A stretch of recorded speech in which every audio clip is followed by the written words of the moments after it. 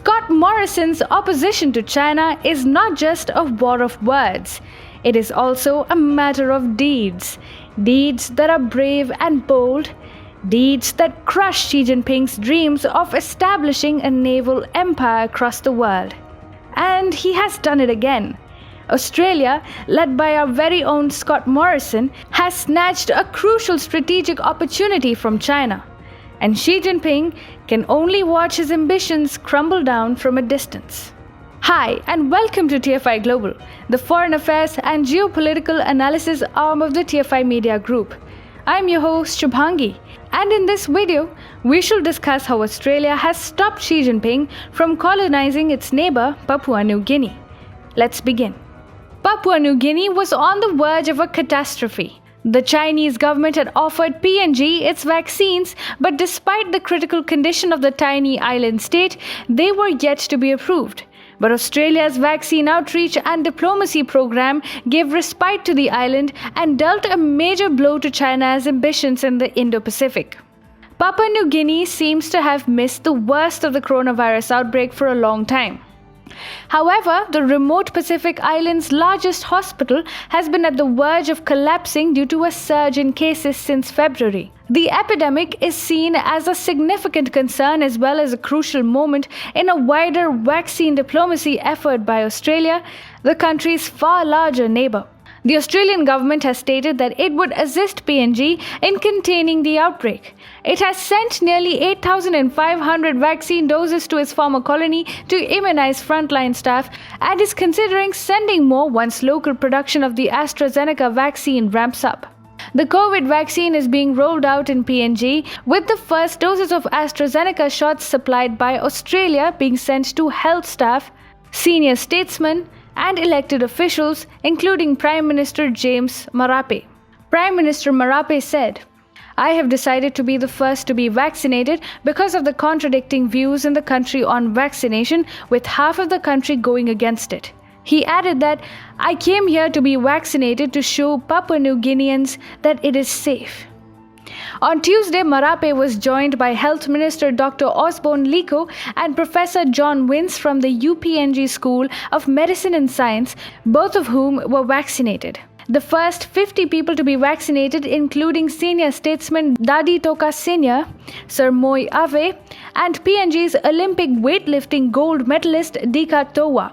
According to Marape, the government is considering all ways to make COVID vaccines quote-unquote optionally viable. These initiatives are just a small part of Australia's Pacific vaccine diplomacy. As a member of the Quad, which includes the United States, India and Japan, Australia has pledged $100 million Australian dollars or $76 million US dollars to assist in the distribution of 1 billion vaccines to Asian and Pacific Island countries by the end of 2022. This comes on top of Australia's $523 million Australian dollars Pacific and Southeast Asia Regional Vaccine Access and Health Security Initiative. Even after the crisis on its doorstep is subdued and the pandemic subsides, some experts predict that Australia will play a key role in assisting the Pacific region in restoring economic damage and moving forward. It is competing for dominance with China, which announced in January that it will supply vaccines to Pacific countries as well. Former Prime Minister Malcolm Turnbull announced the Pacific Step-Up Plan of the Australian government in 2016. The policy aims to increase regional engagement and fight Beijing's increasing influence in this region. The Australian Infrastructure Financing Facility for the Pacific is at the center of this step-up, with 1.5 billion Australian dollars in loans and 500 million Australian dollars in grants to finance infrastructure. It has already backed 3 big ventures, including a solar farm in PNG, a hydropower system in the Solomon Islands, and an undersea cable in Palu since it began operations in 2019. Many investors are reluctant to finance projects in small, distant economies. China does not seem to be concerned about these issues. Jonathan Preek, the director of Lowy Institute's Pacific Islands program, said, "The fact is that these China-backed ventures have now been completed, and it has turned out that they are overpriced and of variable quality." He added, I believe Pacific governments have become much more astute because due to their restricted access to debt, they can only take so many bites as these ventures. This is certainly not the first time that Australia has gained a major advantage in the Pacific at the expense of China, nor the first time that PNG, backed by Australia, has thwarted Chinese ambitions. The maritime element of PNG Defense Force intercepted what was identified as a suspected Chinese vessel back in August last year. The unregistered vessel was illegally operating in PNG waters between Kavieng and Manus Island, were constructing the joint Lombrum naval base to counter China's interference in the Pacific. Papua New Guinea has always stood up to China's aggression, as just a few days before detaining the Chinese ship, there was a major controversy after the China Metallurgical Group Corporation, which controls a major nickel mine in Papua New Guinea, said that 48 staffers who returned from China earlier this month may test positive for COVID-19 because they hadn't been vaccinated. Until then, no COVID-19 vaccine had been identified, and it was clear that Beijing was using the Pacific Island nation as a laboratory for live testing of its substandard vaccines. Papua New Guinea had managed to hold the Chinese virus at bay until then, so the vaccine debate was a big provocation.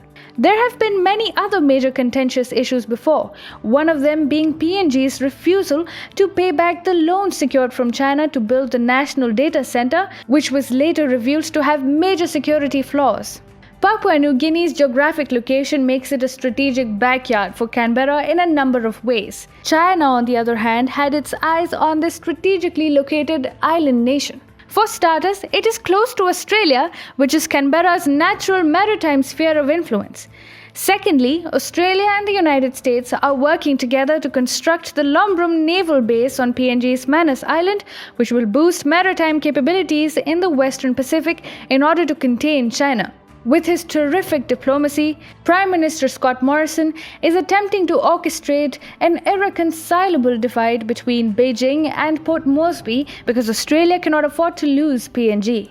As a result, Morrison seems to be thriving so far as PNG, a tiny Pacific island nation, confronts China.